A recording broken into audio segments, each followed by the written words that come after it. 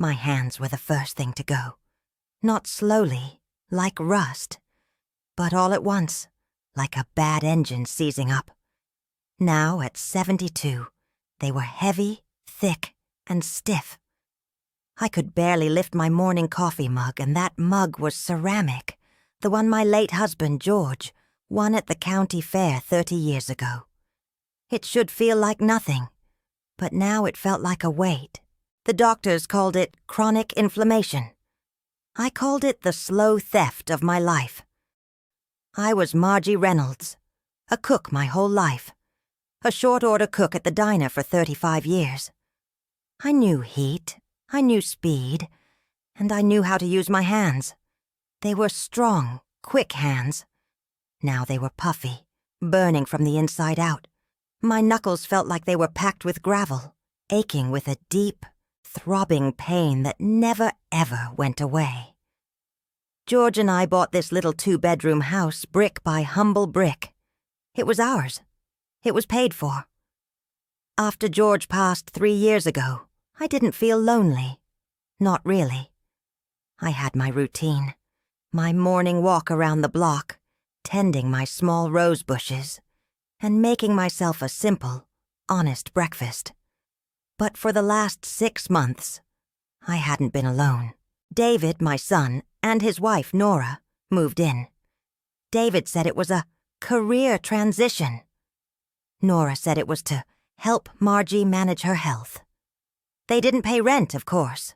They just needed a place to land until things stabilized. Nora, she was a polished woman, tall, always neat, always talking about detoxes and specialists.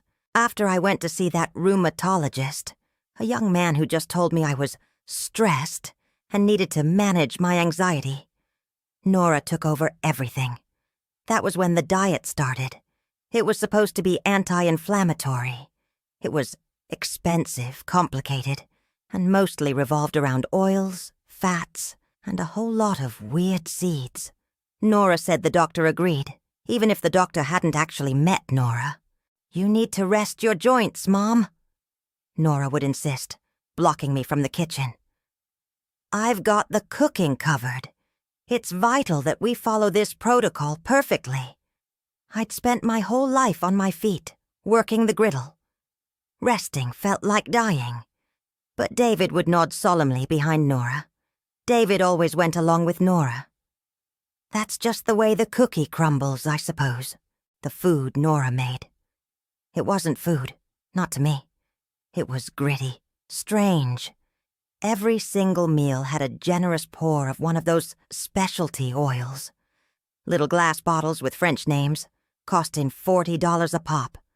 Nora always made sure to mention that. "More of the healthy oils, Mom," she'd chirp, pouring it over the breakfast bowl that tasted like ground-up tree bark and sand. The doctor said these seeds are vital for turning down the internal heat. But my heat wasn't turning down. It was screaming. After 3 weeks on this strict routine, I felt heavy, thick, and stiffer than a barn door in January.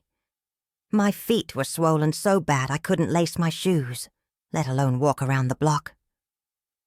The pain was a continuous dull scream. I hadn't slept a full night in 10 days. One Tuesday, I sat at the kitchen table struggling just to hold my fork. Nora had made a lunch of strange-looking greens soaked in oil. "Nora, dear, I really do appreciate all this hard work," I said, trying to sound grateful, not suspicious. "But I think this new diet is actually making me worse. My hands are so stiff I can barely open the refrigerator door, let alone hold my coffee mug." Nora stopped washing dishes. She sighed, a perfect weary sound that made me feel small and ungrateful. "Mom," she said, turning around, her face arranged in that practiced look of saintly patience. "The nutritionist specifically emphasized these foods. It's part of the detox process. It feels worse before it gets better. You have to trust the process. Besides, I just spent $40 on those specialty oils. We can't waste them, can we?" That guilt hit me right in the gut. Nora was always a martyr, always reminding us of the cost and the sacrifice she was making. How could I complain when she was trying so hard? Maybe I was just imagining things. Maybe I was just getting old, and my mind was going too. But the guilt fought against a cold, creeping sense of dread. I wasn't paranoid, but I was a lifetime cook. I knew food, and I knew my body, and my body was telling me something was terribly, fundamentally wrong. I thought back to the doctor. The young man had spent 20 minutes with me, and decided I was stressed. Nora had taken that one word and built a whole castle of control around it. She filtered my life through a sieve of expensive nonsense. I couldn't go out alone. I couldn't choose my own groceries. I certainly couldn't cook. I remembered something George used to say when someone was acting suspicious, even if they were family.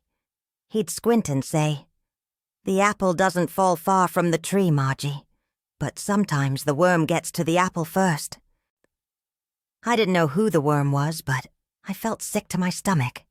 The pills, too. Nora had me on these huge capsules, supposedly the highest quality anti-inflammatories, delivered from some special place.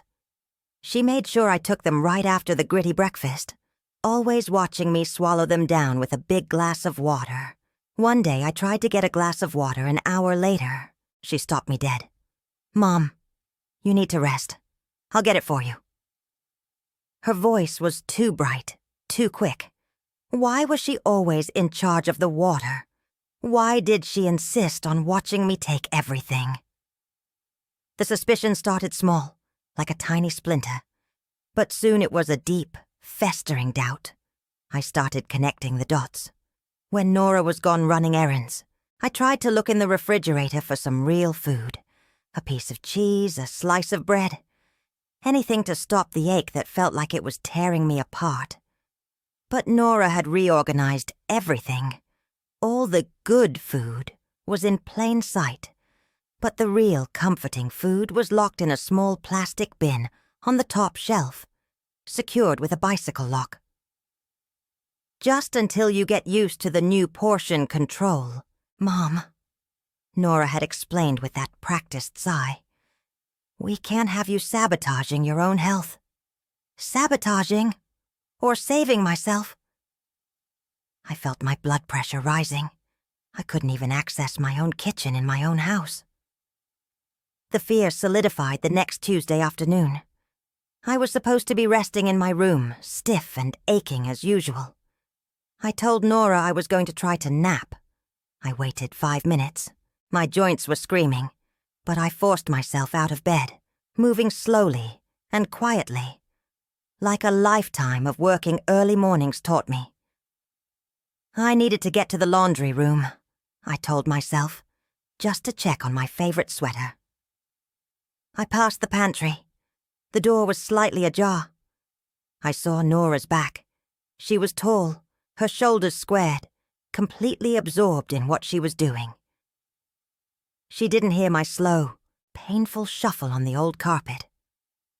She was holding a thick, industrial-sized clear plastic bag, the kind you buy 20 pounds of something in bulk.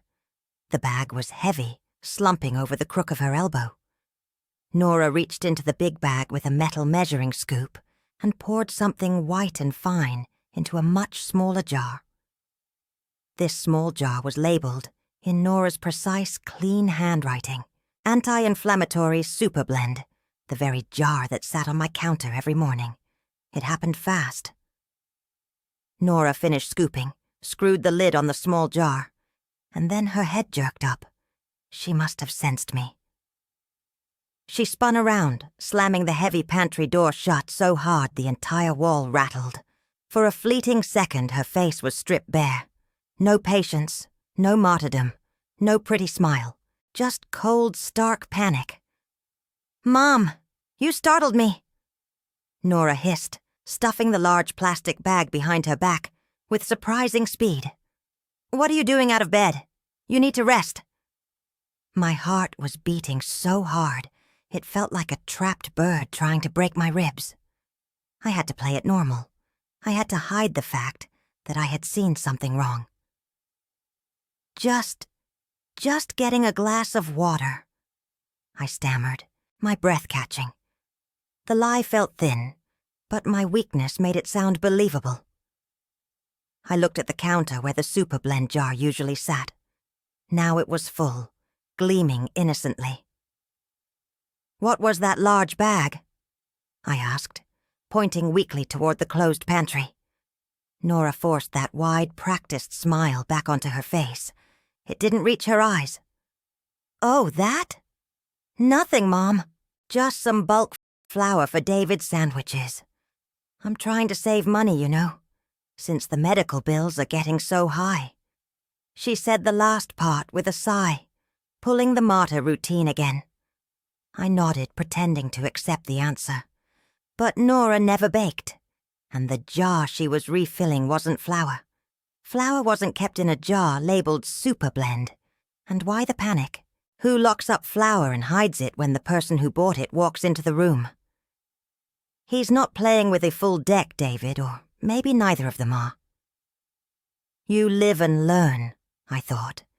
But I had a terrible feeling I was learning the wrong lesson. Too late.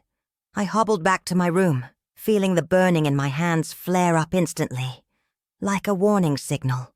It wasn't just physical pain anymore. It was pure, terrifying confusion. I didn't trust her explanation. I didn't trust her food. That night was the worst yet. The burning in my joints flared into a feverish, throbbing agony. I tried to move, to shift position, but I was rigid, thick with stiffness. I tried to cry out, but only a wheezing sound escaped. My mouth was dry. I couldn't reach the water on the bedside table. I lay there, terrified. I felt not just the physical pain of my failing body, but the crushing, confusing weight of betrayal. Was I truly that sick? Or were they doing this to me? The thought of calling David or Nora filled me with sudden, paralyzing dread. I couldn't tell them I was in more pain. Nora would just come in and give me more medicine, or more of that gritty food. I needed help, but the enemy was inside the house. I stared at the ceiling, feeling the suffocating quiet of the house press down on me. I listened for movement. After about an hour, I heard the faint sound of the living room television being turned down low. David must be sleeping. Then, through the thin plaster of the wall separating my bedroom from the small utility closet, I heard Nora's voice. It was low, serious, completely lacking the artificial sweetness she used on me. The words were punctuated by the hiss of a whisper, sharp and clear in the suffocating quiet. She must be on the phone. I held my breath, every fiber of my being straining to hear. Yes, I know, David. But honestly, how much longer can she realistically hold out? The lawyer said once the house is transferred, we can sell it within 30 days. Just keep encouraging the diet. It's working perfectly. The knowledge that the crippling pain was not a cruel joke of nature, but a calculated attack by my own son and daughter-in-law, was a cold anesthetic to my terror. The whisper, sharp and clear, cut through the night like a knife. It's working perfectly. That was what she said. The stiffness, the burning, the feeling that my body was turning to stone. That was the plan. Not a sickness, a poison. I lay there for a long time, not moving, not even crying. There was no room for tears, only a cold, hard resolve set in my chest. David and Nora were talking about my death like it was a property transaction. My immediate agony was eclipsed by the need for survival. I couldn't just get sick and wait. That ship had sailed. The next morning the sun felt cold. Nora brought in my usual breakfast, that gritty bowl of seeds and oil. My stomach turned, but I knew I had to act normal. I had to become the Margie they thought they were slowly killing. I started watching them like a hawk watches a field mouse. Nora insisted on pouring the special oils herself. It was always a big, generous pour. Too generous. I noticed that my hands felt worst right after I finished that specific meal. If I skipped a meal, pretending to be too weak, the pain would be slightly less later in the day, though still awful. I started pretending to eat. It was a terrible waste of Nora's $40 specialty oils, but I didn't care about the money anymore. When Nora was washing dishes or on one of her long, whispered calls, I would scrape the oily, grainy mess into the trash. But I couldn't risk the noise of the garbage disposal. I carefully wrapped the oil-soaked seeds in paper towels and stuffed them deep into the small, non-kitchen trash can in my bedroom, under old newspapers.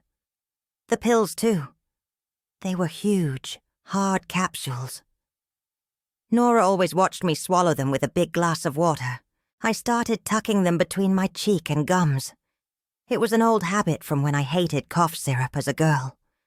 I'd wait until Nora had turned her back, or until I was alone, and then I'd spit the capsule out. But I still felt terrible. My joints screamed. I was removing the poison, yes, but the damage was already done. I was poisoned, but I didn't know the antidote. I needed external help. Immediately. I knew exactly where to turn. Mrs. Eleanor Jenkins lived across the street. Ellie was 70, a retired registered nurse, sharp as a tack, and always fussing with her garden. Nora saw Ellie as an eccentric old busybody, always talking about herbal remedies and food chemistry. She would never suspect Ellie. The chance came late Wednesday morning. David and Nora left the house together, saying they had to meet the lawyer to sort out the paperwork for the house refinancing. Refinancing my foot. They were talking transfer of deed. I waited until their car was out of sight. My body protested every movement, but I forced myself into an old thick winter coat and hobbled out onto the front porch, pretending to trim the rhododendrons. Ellie was immediately at the fence. "Margie, dear, you shouldn't be out in this sun. You look like death warmed over." I didn't waste a second. I reached out and gripped Ellie's arm, a tight grip, fueled by fear and anger. I pressed a crumpled tissue into her palm. Inside there was a tiny sticky smear of the oil and a pinch of that suspicious white powder from the super blend jar. "I need you to look at these," I whispered, my voice rough. "Please, Ellie. I think they are trying to kill me for the house. They took out a $100,000 life insurance policy on me 6 months ago." Ellie's eyes, usually twinkling with mischief, went sharp and serious, the way I imagined they looked when she wore her nurse's uniform. She glanced quickly at my windows. "Go inside, Margie. Look sick. I'll be back in an hour." Ellie was true to her word. Exactly 1 hour later, she was back, rapping quietly at the kitchen door. I let her in, moving slowly, making sure to show how much pain I was in. She wasn't holding garden shears. She was holding a thick, labeled plastic bag and a small notepad. "Sit down, Margie," Ellie commanded, pulling out a chair for me. "I ran the samples. The white powder? It's cheap, highly refined cornstarch. Filler. That's why the texture is so gritty. That's the harmless part." My stomach tightened. "The oil, Ellie. Tell me about the oil." Ellie looked down at the notepad. "Nora isn't using the expensive specialty oils she claims. She's substituting. She bought bulk, commercial-grade oil. I tested it. She's spiking your meals with high-grade sunflower and sesame oil blend. Margie, those are packed full of omega-6 rich seeds." I blinked. "And that does what, exactly? Just makes it greasy." "No, dear. It does the opposite of what you need," Ellie said, her voice dropping lower. "The doctors told you your problem was chronic inflammation. They told you to eat seeds and healthy fats to turn down the internal heat. But they didn't tell you which seeds. Nora is feeding you the kind of oil that is like throwing gasoline on a fire if you have an inflammatory disease like yours. These oils are inflammatory fuel. I felt a dizzy wave of nausea and rage. They hadn't just neglected me. They hadn't just been careless. They had studied my condition and used that knowledge to actively hurt me. She's intentionally spiking your inflammation markers, Ellie confirmed, reading the horror on my face. They are making you sicker, Margie. They knew exactly what they were doing. The anger was clean and cold. It finally burned hotter than the pain in my joints. Why? I choked out. Because they are making you look old, weak, and close to death. Ellie whispered, if you can't walk, if you can't feed yourself, if you're too tired and in pain to fight or read documents, the transfer is easy.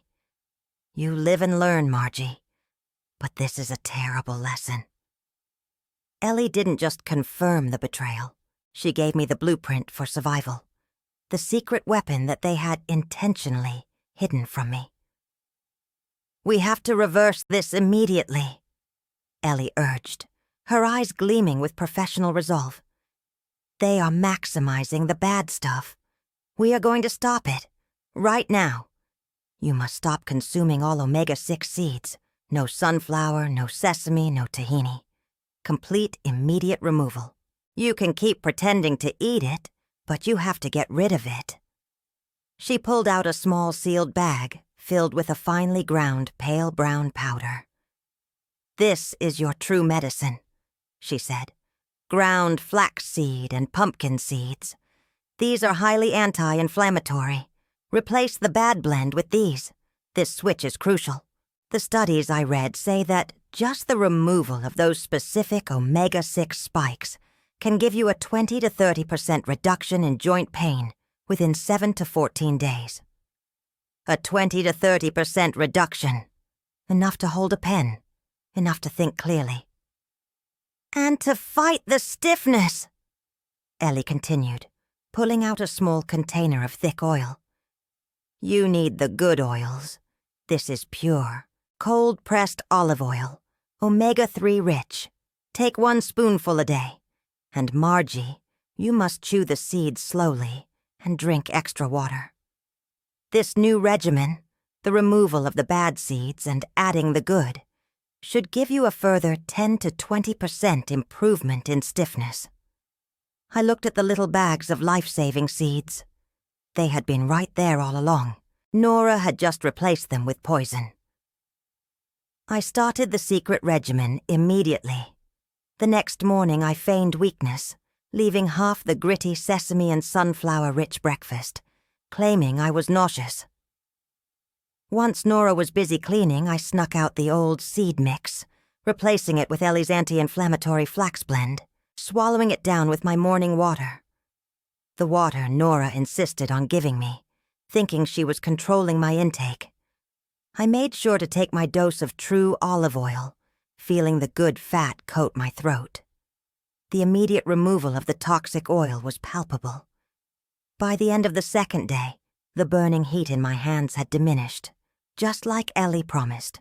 Not cured, not gone, but reduced. I could wiggle my fingers more easily. The stiffness wasn't a barn door anymore. Maybe just a very heavy oak door. But Nora, sensing my slight improvement, I was asking fewer questions and refusing to nap as much, must have escalated the plan. I overheard a chilling exchange that night in the living room. It wasn't a whispered phone call. It was David and Nora speaking face to face. Late, thinking I was asleep. She's getting too lucid, David.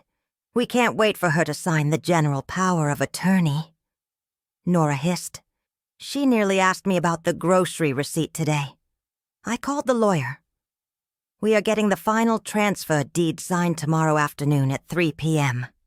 You need to keep her drugged. Make sure she's too fatigued to read the fine print.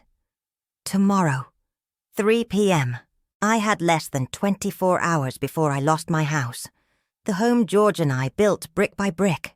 The house I fought for. The urgency gave me a strange, cold calm. I had to gather concrete evidence before the lawyer arrived.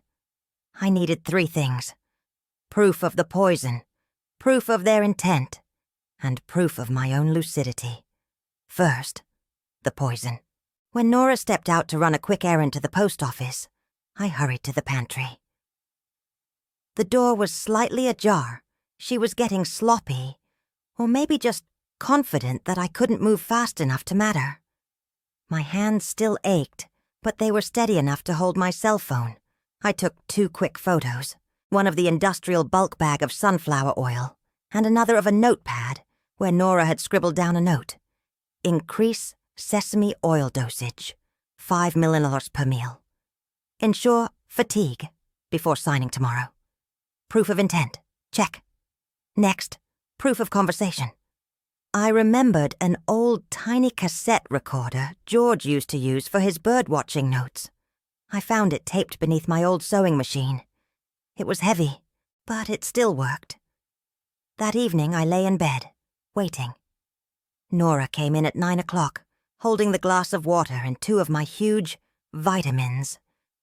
"Time for your night medicine, Mom," Nora purred. I activated the recorder, sliding it under my floral blanket.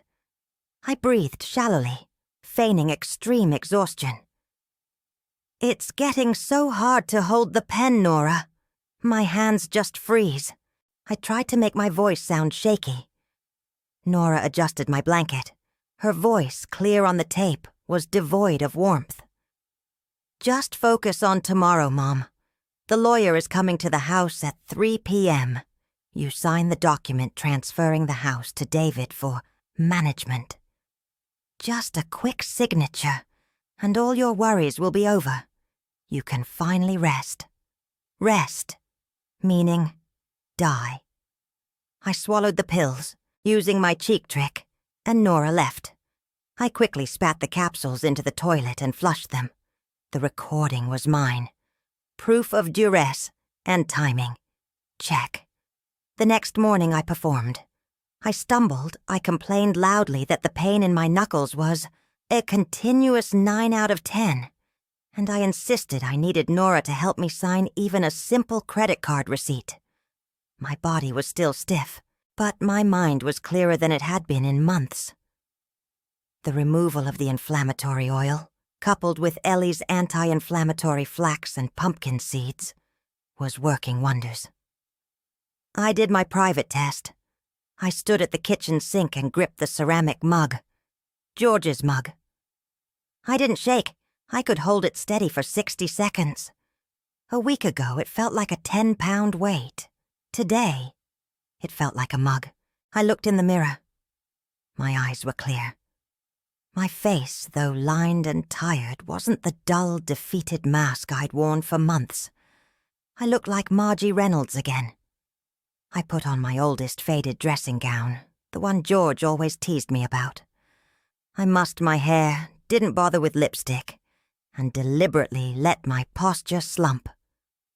I had to look like a woman who was ready to sign her life away. I sat in my favorite armchair pretending to nap, waiting for 3 o'clock. I held the cassette recorder hidden beneath the folds of the heavy robe. The time crawled. At 2:58 p.m., the front doorbell rang. David entered first, holding a neat sheaf of documents. He looked anxious, but mostly triumphant. Right behind him was the lawyer, a pale man in a cheap suit. "Mom, good. You're awake," David said, his voice too loud, too cheerful. "We just need to finalize this paperwork. Then you won't have to worry about the bills anymore." Nora hovered over me, adjusting the blanket just so. She took my hand, the very hand she was trying to cripple, and placed the pen carefully in my palm. She smiled, a triumphant private smile shared with David. "Just sign here, Mom," she purred. "One quick signature, and you can finally rest." I lifted the pen. My hand beneath the folds of the heavy robe was steady. I was not stiff. I was ready. But as I lifted the pen, I did not look at the deed. Instead, I fixed my gaze directly on Nora. My eyes, which I had carefully kept half closed and blurry for 2 days, were suddenly clear, sharp, and cold. Slowly, I lowered the pen and used my newly steady, once again powerful hands to deliberately push the house deed aside. I reached beneath the blanket and pulled out the small black cassette recorder. I pressed the play button just as the lawyer leaned in to point to the line. The recorded hiss of Nora's voice filled the silent living room. "Just keep encouraging the diet. It's working perfectly. The house will be ours in 48 hours. Before we continue, tell me where you're watching from. I'd love to know how far this story will travel." The small cassette recorder's hiss was deafening, the sound thin but brutally clear in my living room. Nora's voice, devoid of her practiced kindness, echoed the final terrible sentence. "Just keep encouraging the diet. It's working perfectly. The house will be ours in 48 hours. David and Nora froze, their triumphant smiles melting into expressions of pure horror. Mr. Davies, the lawyer, recoiled as if burned, his cheap suit suddenly seeming far too close to the source of a felony. "What is this, Mother?" David stammered, his eyes darting frantically between me and the small black box. He took a jerky step toward the antique mahogany table, his carefully arranged sheaf of documents trembling in his hand. I held the small cassette recorder, the same one George used for his bird-watching notes, like a loaded weapon. "This, David, is the sound of your greed."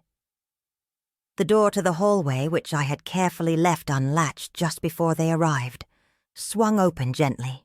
Detective Inspector Clark entered first, followed by a second uniformed officer.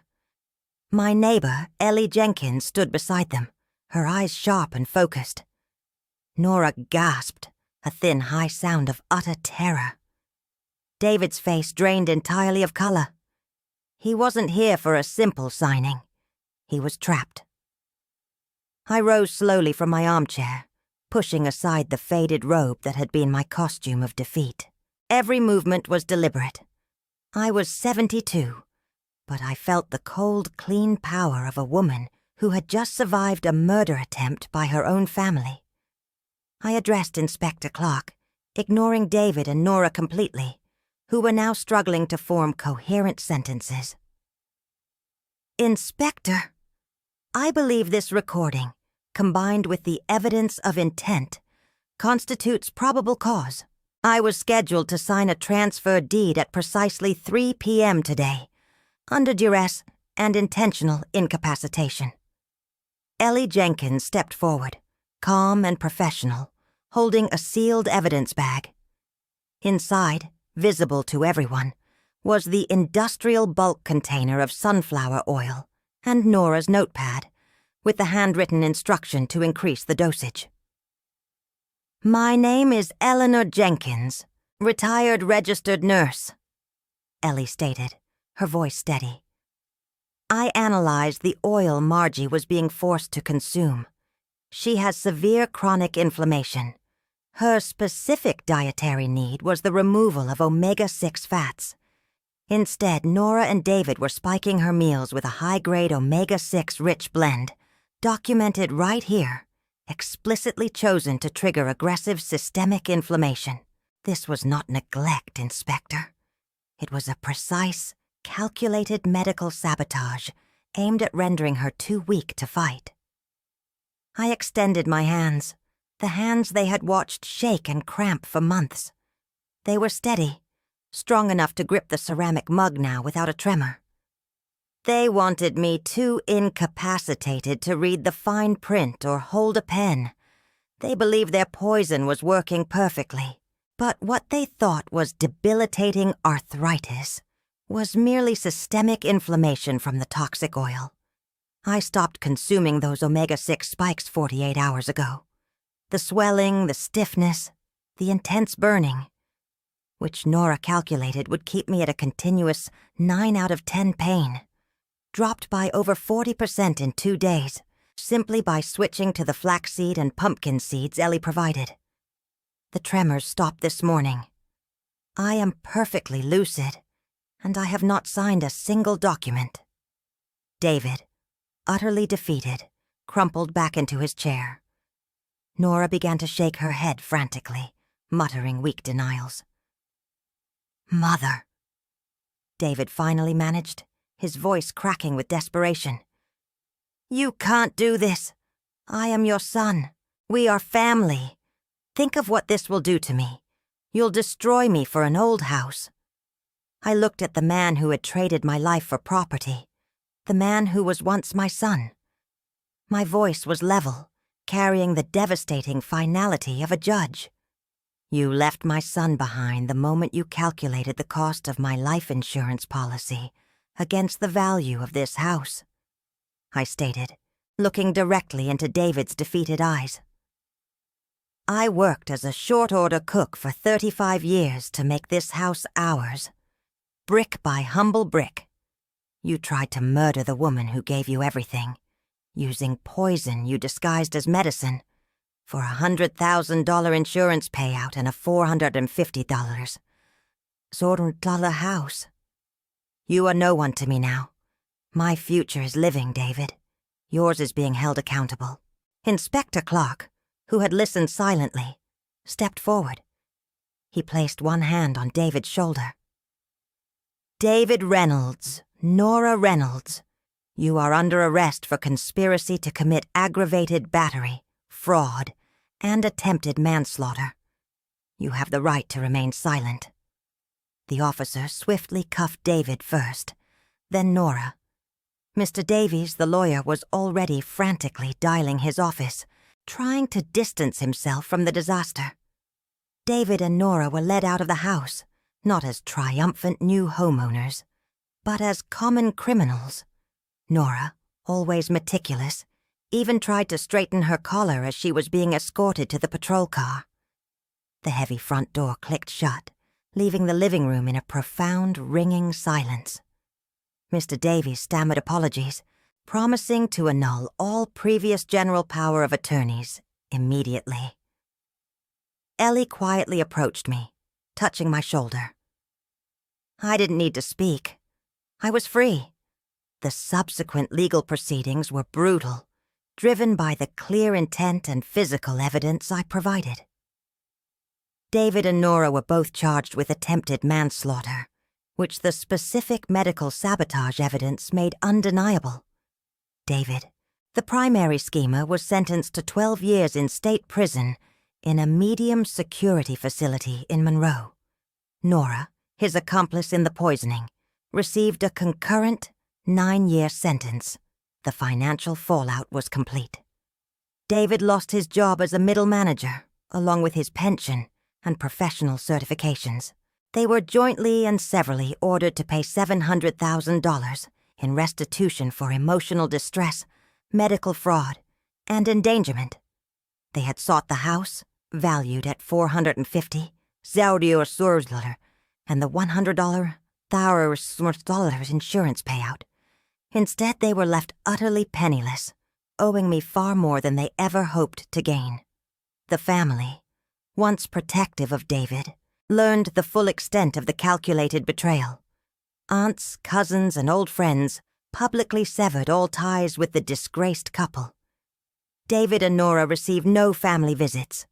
The silence from those they hurt is permanent, a consequence far heavier than any prison bars. My house, the little 2-bedroom home George and I built, still belonged to me. But it served a new, profound purpose. A year and a half after the confrontation, I am 74 years old. I wake up every morning feeling purpose, not pain. My life is now dedicated to the Ellie Jenkins Support Network for Elder Wellness, a non-profit organization named after the woman who saved my life. We use my house as a headquarters for counseling and nutritional workshops. I am not cured, but I am in control. The debilitating, throbbing pain is now only a background ache, easily managed. I walk 4 miles every morning. I lost 30 pounds, and my joint flexibility is better now than it was 10 years ago. My hands are steady. My original chronic inflammation rating, which had crippled me, is down to a manageable level. I run weekly workshops, teaching the precise seed blend ratio that saved me. I coordinate 20 volunteers, most of them older women who have faced similar medical or financial neglect. The seeds they told you to eat, the sunflower, the sesame, the tahini, they are inflammatory fuel if you have our condition. I explained simply to the groups of nervous, sometimes tearful seniors. They knew that. The antidote is removing the bad fats and replacing them with flax and pumpkin seeds, high in omega-3. The studies say 20 to 30% reduction in pain. I saw 40. I saw freedom. You just have to be strong enough to make the switch. I also counsel other victims of financial abuse. They want you quiet and weak. I tell them, your biggest weapon is your lucidity, and sometimes your neighbor who gardens too much. I talk to George often in my garden. Sometimes when I'm alone in the kitchen making myself a batch of fresh flaxseed mix, I think about the Margie of 2 years ago. That woman was dying, not from age, but from the calculated malice of those she loved. Today my blood pressure is stable, my diet is clean, and my mind is clear. I recovered completely, not just my health, but my agency. The attempted theft of my home led me to a purpose I would never have found otherwise. David and Nora wanted to bury me beneath a mountain of lies and toxic oil to claim my house. Instead, they only buried themselves. The vengeance I found was not in their ruin, but in my renewal. It is a terrible thing to lose your son and daughter-in-law to greed, but it is a magnificent thing to find your own life again, brick by humble brick, and to help hundreds of others find theirs too. The cruelest plan only led to my own blooming, and that, I realize, is the purest form of justice, found not in a courthouse, but in the simple, steady strength of your own 2 hands. And if you stayed with me until the end, leave a comment letting me know what you thought of the story and what kinds of stories you'd like to read more of. Thank you so much for being here. See you in the next emotional story.